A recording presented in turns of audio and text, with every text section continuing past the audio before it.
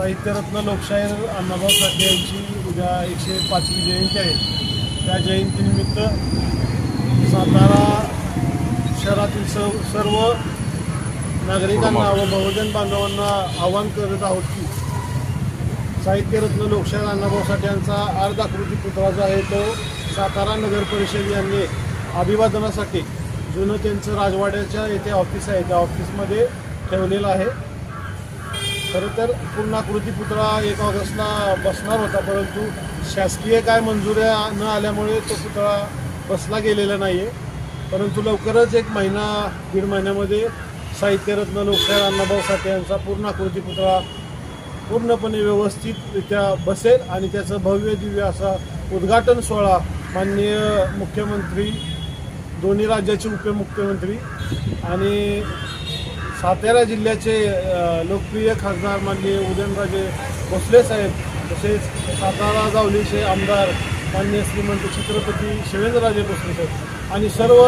पालकमंत्री श्री शंभूराज देसाई या सर्वच लोकप्रतिनिधींना नगरपालिका आणि पुतळा उभारणा समिती जी आहे त्या समितीच्या वतीने यांना इन्व्हाइट करण्यात येईल आणि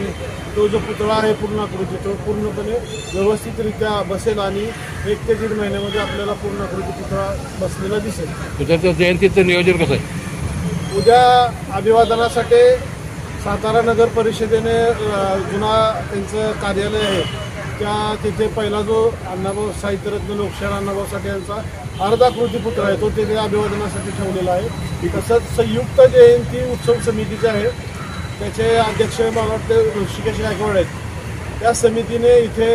अण्णाभाऊ साठे यांचा छोटासा पुतळा ठेवलेला आहे आणि इथंही लोक अभिवादन करण्यासाठी येणार आहेत आणि तिथेही येणार आहेत आणि आपण आपल्या पक्षाच्या माध्यमातून ज्या रॅल्या निघतात त्या रॅल्यांना साहित्यरत्न लोकशाहीर अण्णाभाऊ साठे यांचे विचार चित्ररथाद्वारे जे समाजापर्यंत